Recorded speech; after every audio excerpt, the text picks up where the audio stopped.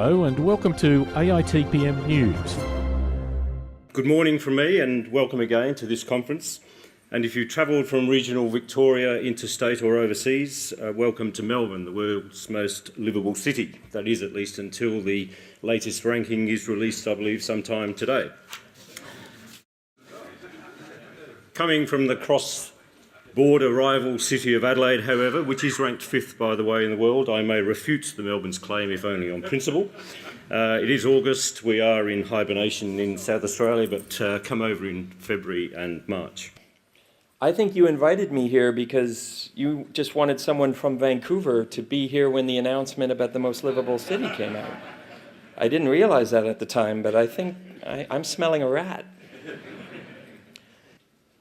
Even if you believe in rankings, which I don't, and especially rankings for that purpose, HR rankings for the purposes of figuring out hardship allowances for people that are moving around the world, even if you do, there are 4 such rankings, and the only city in the world that is at the top of all 4 rankings. Melbourne's only at the top of 1. You guys are kind of cherry-picking. You're cherry-picking the same way Vancouver did when Vancouver was at the top of that ranking. The only city that's at the top of all 4 is Vienna, so all hail Vienna. You're not the most livable city in the world because you are still predominantly, at a city-regional scale, a car-dependent city. And you cannot be the most livable city in the world if you're a car-dependent city. As a matter of fact, what I've often said is if you're not the most walkable city in the world, you're not the most livable city in the world, because those 2 things are fundamentally connected. At our national conference in 2017, keynote speaker Brent Todarian from Vancouver called for an understanding of people when planning our cities. But I say this not because, as one of my Australian clients likes to so delicately put it, because I like to come into a city and be a wanker, as he puts it. I say it because my goal with every city and my style is what I call constructive candor. We have to be willing to tell the truth on these kinds of things if we're going to progress. And I say not to tear down, to diminish or to deflate, but to challenge and inspire. And that's where the constructive part comes in, because I don't like cynicism. I don't like people who just try to tear things down to make themselves feel or seem smarter. This is about our cities actually making progress, and faster progress, frankly, than we've been making. So when I think about all the transportation planners and professionals and participants in this room, I keep coming back to a sort of a fundamental truth. To understand traffic in cities, you have to understand cities and people. And one of my great observations, in the sense of important observations, has been that we've been letting our cities, from a transportation perspective, be designed by people that I am convinced don't understand cities. They may understand car movement as a geometric exercise, but they don't understand cities, and they don't understand how people behave when conditions change. And I certainly see lots of evidence of that when I see how traffic models are constructed. At the AITPM National Conference in 2017, Paul Froggatt from GTA presented an excellent paper on the preparation of a safe and active routes to school kit in Darwin.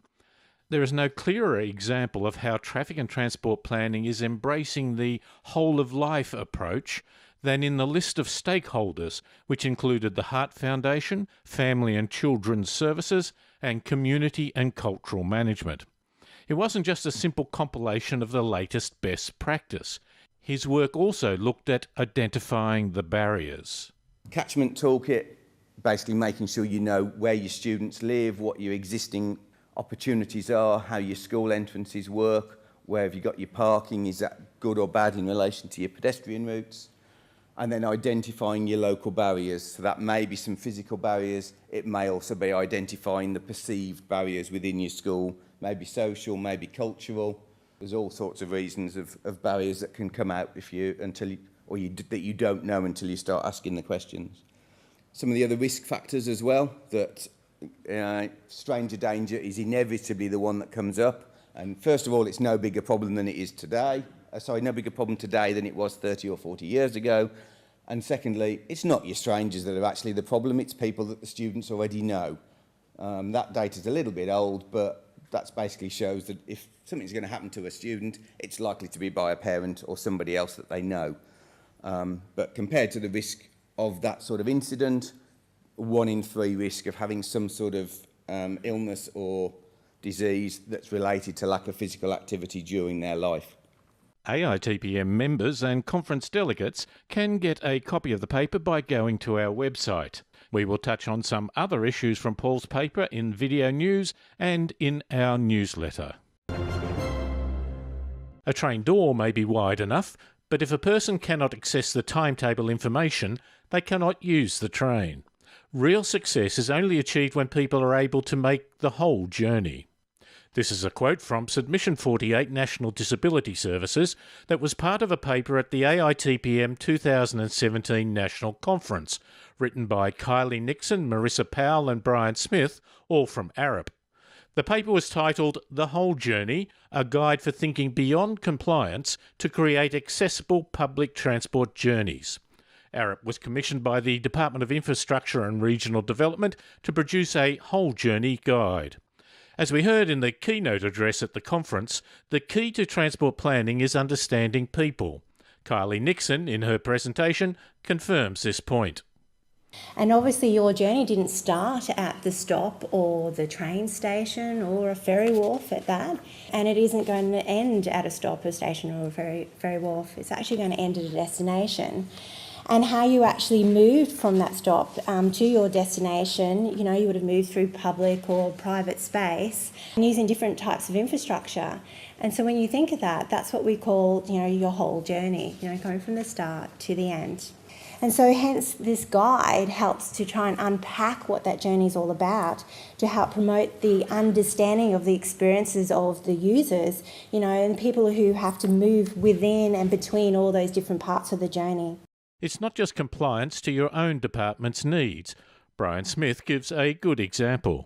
Many of the things that influence whether a person can have a successful public transport journey if they have disability fall outside the public transport system. So they're in the public domain, or that they're to do with things like an ageing population or other changes outside the control of the public transport network. This image is a really good example of what that means. So this is King Street, Newtown, at Newtown train station.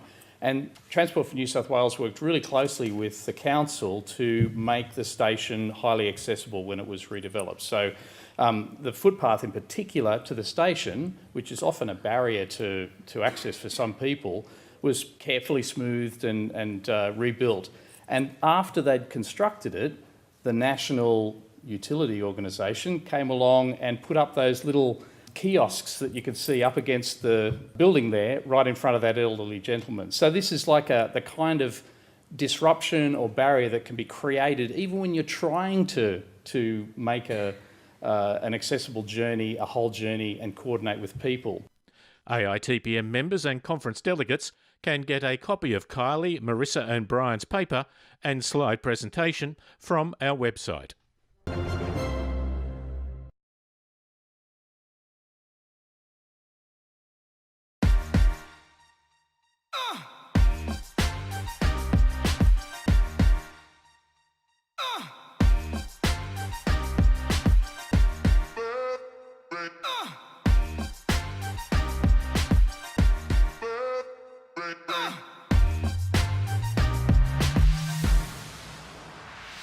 Brain.